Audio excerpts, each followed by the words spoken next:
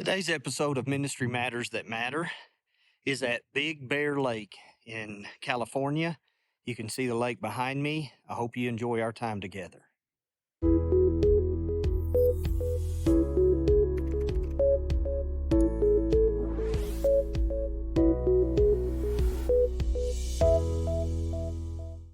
Mark chapter 6 and verse 30.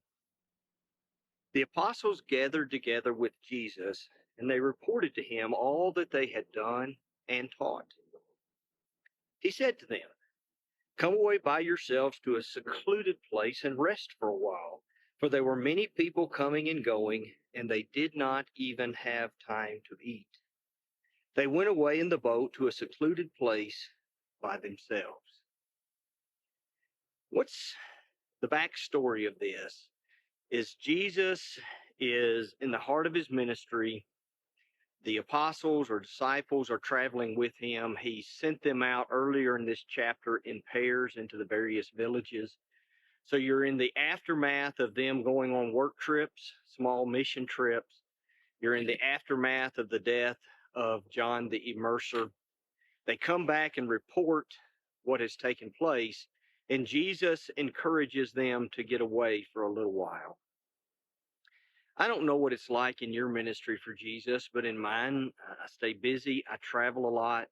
I think about in all those years of local work, a lot of times our vacations were work vacations where we tacked a vacation on to where I was going to speak somewhere. And sometimes you just get tired. In my current work at Heritage Christian, I spend a lot of time on the road.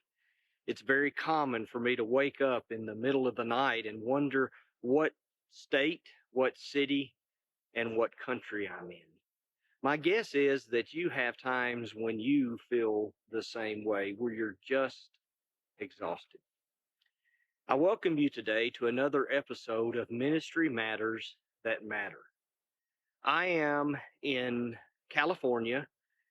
We stayed last night at Oak Knoll Lodge, which is probably about a half mile in that direction. My wife had watched a show on the Magnolia Network about Lindsay and her family buying this cabin complex and fixing up the lodge and the cabins. And so every year Cindy and I go to a president's conference. And at this particular conference, the presidents go and their spouses go. And it moves around the country, and it happens to be in California this time around.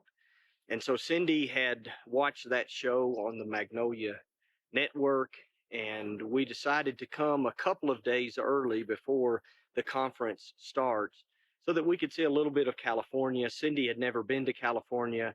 I've been to California. I've been to Sacramento, Lake Tahoe, and to San Diego a couple of times. Each of those times, either one was for a wedding and the others were for conferences, but I had never been in the Los Angeles area. I had not been out here in the Big Bear Lake area. So we decided to go a couple of days ahead and spend some time together. And so we're in the second day of our couple of days away. So we drove about 2 hours east of Los Angeles to Oak Knoll Lodge in the area of Big Bear Lake, and we're just enjoying the scenery and the beauty. So I'm out here in the woods, not far from the shores of Big Bear Lake. What I wanted to really, say to each of us in ministry is that if we don't take some time to get away, to relax, to catch our breath, then we're probably going to shorten our time in ministry. And, I think about as I'm getting older, as I'm getting closer and closer to 60, I am finding that travel and lack of sleep wears on me more and more. When you're younger, you can at least you feel like you can do anything and you can go for hours and hours on end. I think about when I was in graduate school, so I'd work the wee hours of the morning.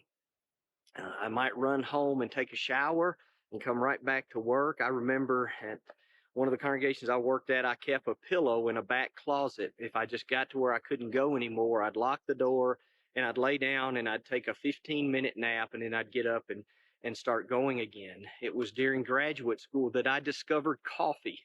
It was God, Cindy, and coffee that got me through a graduate school. But as you get older, that just wears on you, and it can shorten the longevity of our ministries. So, again, in my job, I travel a lot. Just a couple of weeks ago, I was in Colorado and then down in San Diego. And just a few weeks before that, I'm in Texas. To try to get the word out about Heritage Christian University, I go anywhere that they'll let me talk about Jesus and they'll let me talk about Heritage Christian. But with that comes fatigue. And so what we try to do is in those trips, I try to build a little relaxation time in.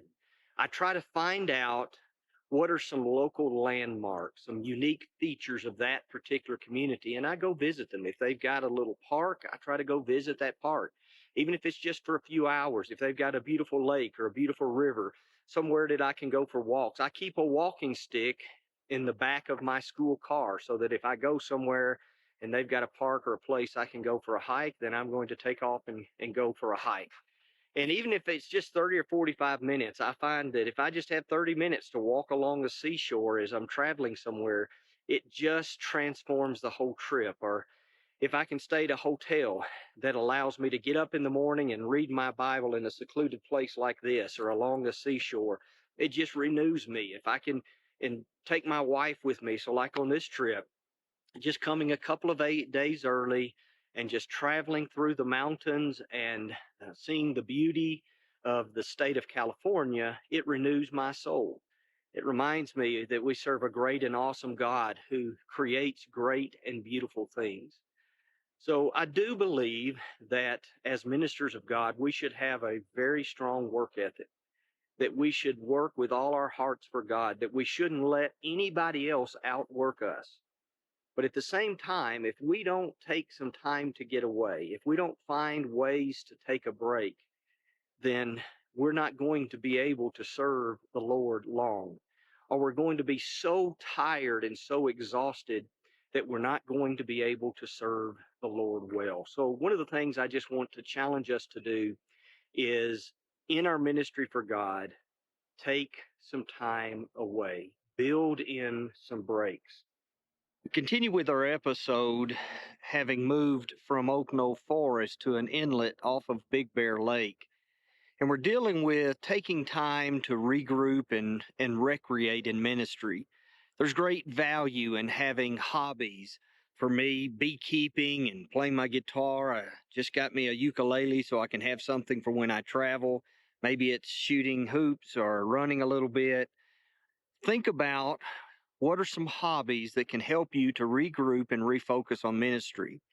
As we think about that, I'm reminded that if we return to Mark chapter 6 and pick up in verse 33, that Jesus and the apostles had gotten away to a secluded place, but then the people saw where they were going and got there ahead of them.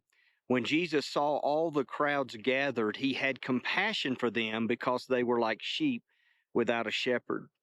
And maybe that can be a reminder to us not only of the value of getting away and recreating and having hobbies, but there comes a time to re-engage in ministry. Because one danger is we don't take time to rest. Another danger is that we spend too much of our time doing the recreational things, and that our hobbies, instead of helping us to regroup, to refocus on ministry, they become our mission and actually pull us away from ministry. And so there's value in finding that balance between getting away and having hobbies, and remembering that the primary focus of our life is ministry in the name of Jesus, and that we're trying to get as many people to heaven as we can. I pray that our time together has been a blessing to you. Thank you for joining me for another episode of Ministry Matters That Matter.